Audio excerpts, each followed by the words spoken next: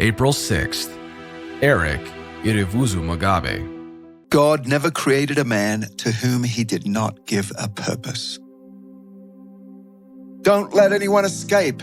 Capture all the cockroaches, Hutu extremists chanted as they swept into the village. They were bent on wiping out the entire Tutsi population from Rwanda. Eric was only 16 years old, and he had had a happy upbringing. He was the son of a businessman and farmer. He had 3 sisters and 2 brothers. The place they lived was beautiful, with cypress trees surrounding the village, providing shelter for people and animals. It was the perfect place for a young African boy to grow up, until the day his grandfather came in and told the family to run for their lives.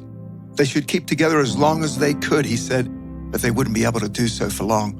They should run and hide so they could stay alive. I could taste the soot and ash, Eric said. The enemy quickly began looting, killing, and destroying homes, beginning at the edge of the hills and then working their way through the village to dominate every Tutsi home until everything was destroyed. Brutal, widespread killing wasn't enough for the Hutus. They hunted the Tutsis down, raped, tortured, and humiliated them all day long. Then at night, they laughed and bragged about their slaughter. Eric's grandfather pointed the family down the path, and they ran for at least an hour before they finally reached the edge of the mountains. In the distance, they could hear the sound of looting and mothers screaming for their babies and babies crying for their parents and grenades exploding. The brush was thick on the ground, and the Tutsis crawled into it to hide. But the Hutu extremists searched every inch of the brush that they could and slaughtered whomever they found. So Eric ran, and even after he lost touch with his family, he continued running. Legs throbbing in pain and his head spinning, Eric darted past the fallen bodies of some of his friends and neighbors. Hutu hunters left the bush and returned to their homes at night, and Eric was thankful that he had at least survived another day. But he couldn't block out of his mind the sights and the sounds and the smells of the massacre. When he awoke, the Hutus were back, chanting about exterminating all of the Tutsis.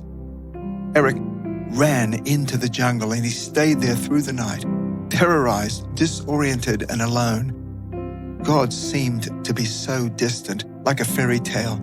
Though I couldn't see him, he said he was present with me in the bush the entire time. I realized later that he was chasing after my heart. Isaiah 45:3 says, I will give you the treasures of darkness, riches stored in secret places, so that you may know that I am the Lord, the God of Israel, who summons you by name. Exhausted, Eric sat down on a rock, and for a moment he felt grounded.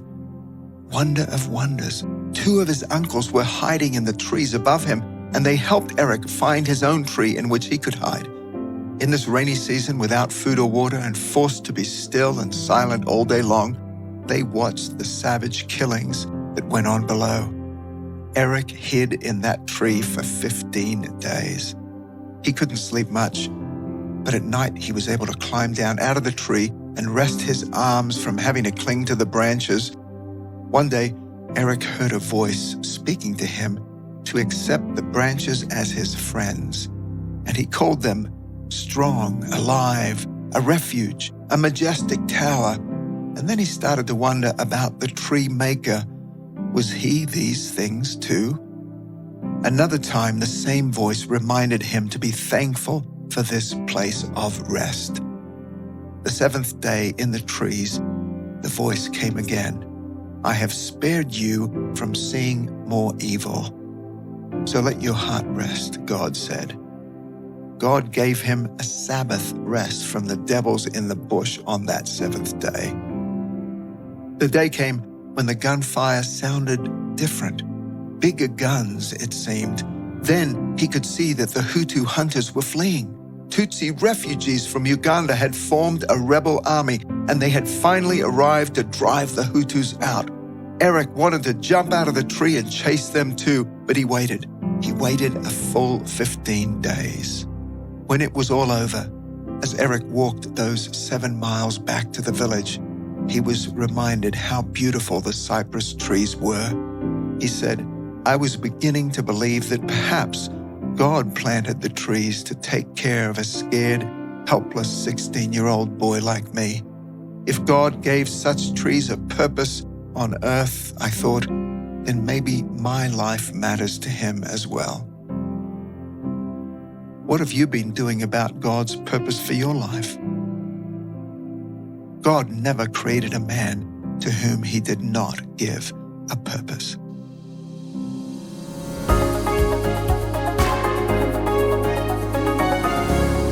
My name is Ryan. I'm a narrator here at 365 Christian Man.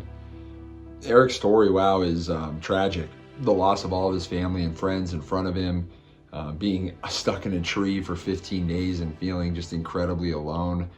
I wonder if any of you are feeling that way. I can personally speak to, there's been times in my life that obviously weren't as extreme as Eric's, but where I was definitely feeling alone and where I just had to call out to God to help me in a situation. And maybe you don't know your purpose yet, or maybe the Lord hasn't kind of made that apparent to you. But what I've found is that purpose comes in the doing, in the serving, in the helping. And like Eric, he didn't give up when he was in a tough situation.